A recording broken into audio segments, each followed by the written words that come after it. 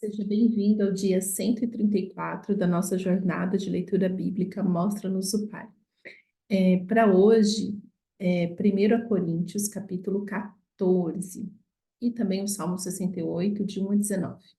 Mas aqui no capítulo 14, ainda falando sobre os dons, nós lemos: Sigam o caminho do amor e busquem com dedicação os dons espirituais, principalmente o dom de profecia. Então, assim, no episódio anterior, nós lemos sobre os dons. Quais são os dons, né? E aí, Paulo, ele fala assim, olha, no capítulo 12 ainda, é, no verso 31, ele diz, entretanto, busquem com dedicação os melhores dons. Aí, no capítulo 13, ele fala assim, passo agora a mostrar a vocês um caminho ainda mais excelente, que é o amor, né? 1 Coríntios 13, falando que o amor tudo sofre, tudo crê, tudo espera. Então, assim, o que Paulo está querendo dizer é que sem amor não adianta você não ter nenhum desses dons, porque esses dons, eles vão acabar sendo pedras de tropeço na sua vida, se você se você não prestar atenção, se você realmente não buscar o zelo do amor do Senhor, se você não fizer isso através de Jesus, né? Aí no capítulo 14 ele fala assim, tá, agora que eu já te contei todos os dons, falei que o caminho excelente do amor e etc. Agora eu quero te falar, se tem um dom que você tem que buscar, é o dom de profecia. E ele explica por quê. Pois, né, siga o caminho, principalmente o dom da profecia. Então, assim, nós temos que buscar com dedicação os dons espirituais. Então, tem o dom que o Espírito Santo dá como ele quer, mas ele não fala que é um por pessoa. Não é isso que está escrito. Está escrito assim, que o Espírito Santo dá a quem ele quiser dar. Mas, Paulo continua, busque, né? E a palavra de Deus está cheio disso, de quem pede, recebe, quem bate na porta, a porta se abre. Então, busque os melhores dons, principalmente o de profecia. Pois quem fala em uma língua não fala aos homens, mas a Deus. De fato, ninguém o entende, o Espírito fala mistérios. Mas quem profetiza o faz para edificação, encorajamento e consolação dos homens. Então, a profecia ela tem três funções, que é o de edificar, né? Então, a profecia é para fazer com que a pessoa ela ela amadureça, ela cresça, ela seja confrontada a mudar para melhor, né? Ela encoraja a pessoa, então a profecia faz a pessoa ter um fôlego de vida, ela é encorajada a ir ainda mais fundo na intimidade com o Senhor, no relacionamento, e consola. A profecia, ela consola. Então, ela tem esses três. Então, essas profecias aí que fica adivinhando o número de RG, para, né, gente? Para de infantilidade. Consolou o quê? Saber o número da RG. Consolou o quê? Não, né? Mas a profecia ela tem essas três funções, né? Quem fala em língua, né? Tanto que, por isso que eu falei, né? Eu quero falar em línguas, quero falar em línguas. Paulo diz: olha, quem fala em línguas, a si mesmo se edifica, mas quem profetiza, edifica a igreja. Então, a profecia, ela para servir o próximo, é para fazer com que a igreja cresça e fortaleça. Gostaria que todos vocês falassem línguas, mas prefiro que profetizem. Quem profetiza é maior do que aquele que fala em línguas, a, a não ser que as interprete para que a igreja seja edificada. Agora, irmãos, se eu for visitá-los e falar em línguas, em que serei útil a vocês, a não ser que leve alguma revelação, ou conhecimento, ou profecia, ou doutrina. Até no caso de coisas inanimadas que produzem sons, tais como a flauta ou a cítara, como alguém reconhecerá o que está sendo tocado, se os sons não forem distintos? Além disso, se a trombeta não emitir um som claro, quem se preparará para a batalha? Assim acontece vocês, se não proferirem palavras compreensíveis com a língua, como alguém saberá o que está sendo dito? Vocês estão Vocês estarão simplesmente falando ao ar. Sem dúvida, há diversos idiomas no mundo. Todavia, nenhum deles é sem sentido. Portanto, se eu não entender o significado do que alguém está falando, serei estrangeiro para quem fala, e ele será estrangeiro para mim. Assim acontece com vocês, visto que estão ansiosos por terem dons espirituais, procurem crescer naqueles que trazem edificação para a igreja. E eu nunca vi um curso, quer dizer, eu já fiz um curso sim, né? Eu já fiz um curso de profecias ou de dons espirituais e foi uma bênção aquele dia. Foi um curso assim muito, muito, muito bom. Mas geralmente o que se prega, o que se busca, o que se fala é dom de língua, dom de língua, dom de língua. Você ora em língua, você ora em língua, você ora em língua, você ora em línguas. Quando na verdade é assim, você tem profetizado? Você tem profetizado? Você tem profetizado? É isso. Por isso, quem fale uma língua, ore para que a possa interpretar, pois se ore uma língua, meu espírito ora, mas a minha mente fica infrutífera. Então, o que farei? Orarei com espírito, mas também orarei com entendimento. Cantarei com espírito, mas também cantarei com entendimento. Se você estiver louvando a Deus em espírito, como poderá aquele que está entre os não instruídos dizer o amém, a sua ação de graças, visto que não sabe o que você está dizendo. Pode ser que você esteja dando graças muito bem, mas o outro não é edificado. Dou graças a Deus por falar em línguas mais do que todos vocês. Todavia, na igreja, prefiro falar 5 palavras compreensíveis para instruir a todos a falar 10.000 palavras em uma língua. Irmãos, deixem de pensar como crianças com respeito ao mal. Sejam crianças, mas quanto ao modo de pensar, sejam adultos, pois está escrito na lei. Por meio de homens de outras línguas e por meio de lábios de estrangeiros, falarei a este povo, mas mesmo assim eles não me ouvirão, diz o Senhor. Portanto, as línguas são um sinal para os descrentes e não para os que creem. A profecia, porém, é para os que creem, não para os descrentes. Eita! A profecia, porém, é para os que creem e não para os descrentes.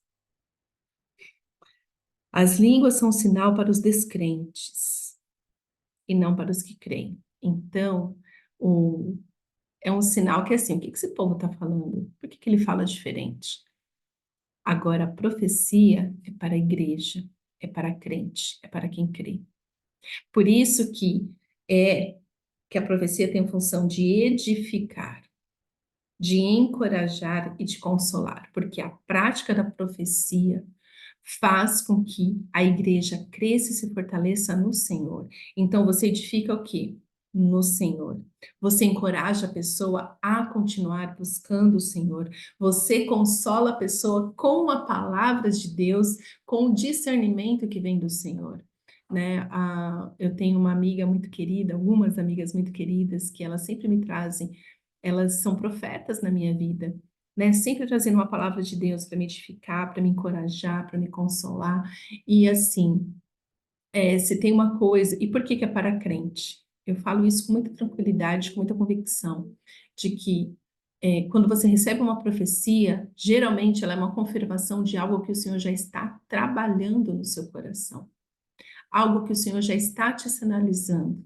Então, o profeta é usado para te encorajar a ir mais fundo naquilo, para te consolar, né? Também a passar pela tribulação, porque você não vai ser destruído por ela, mas sim você vai crescer com ela.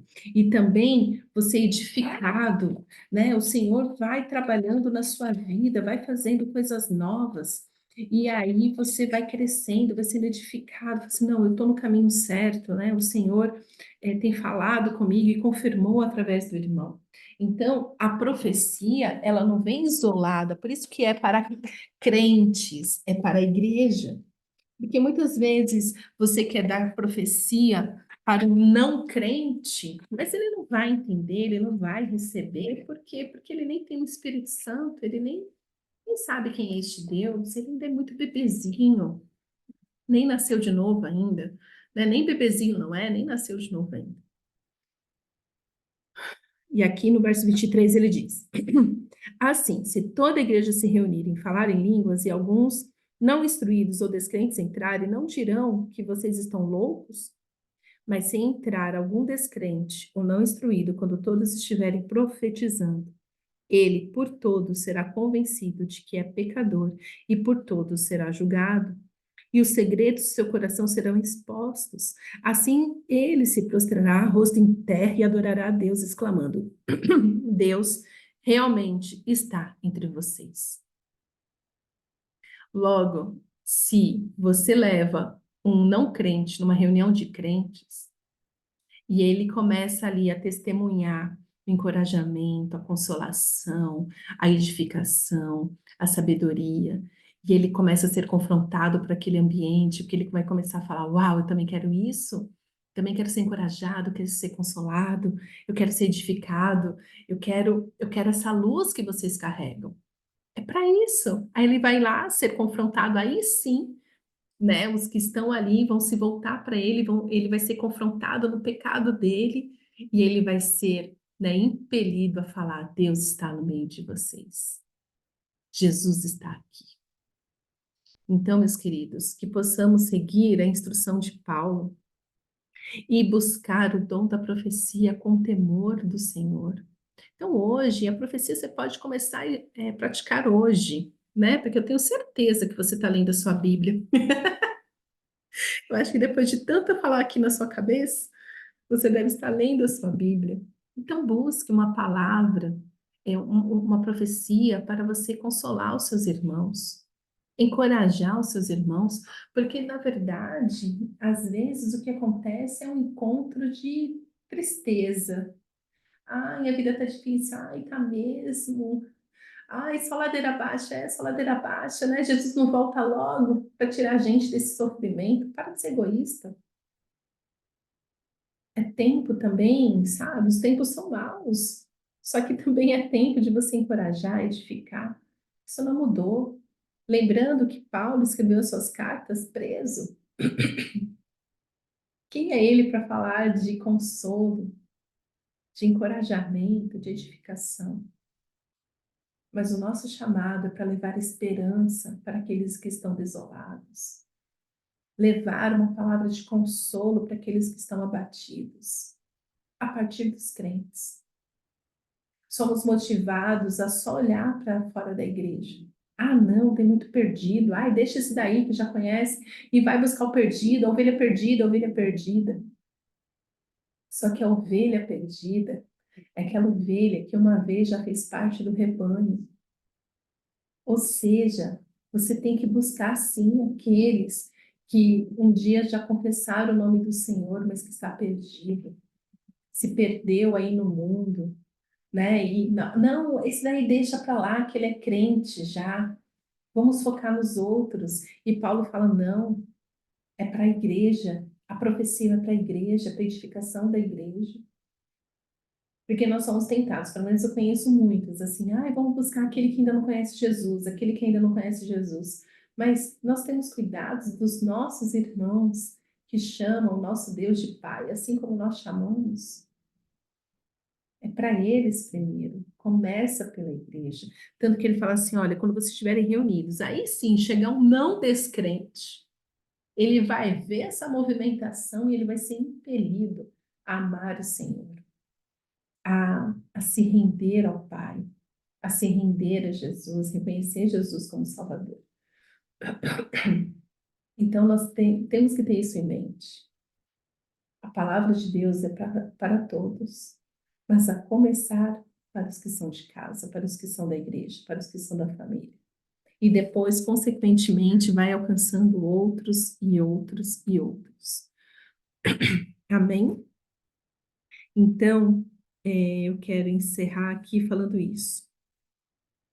O espírito dos profetas está sujeito aos profetas, pois Deus não é Deus de desordem, mas de paz. Então, Paulo, ele encerra o capítulo 14 falando sobre a ordem, né? Então, ele fala assim: portanto, o que diremos, irmãos? Quando vocês se reúnem, cada um de vocês tem um salmo, uma palavra de instrução, uma revelação, uma palavra e uma língua ou uma interpretação. Tudo seja feito para edificação da igreja. Se, porém, alguém falar em língua, deve falar dois, no máximo três, e alguém deve interpretar. Se não houver intérprete, fique calado na igreja, falando consigo mesmo e com Deus.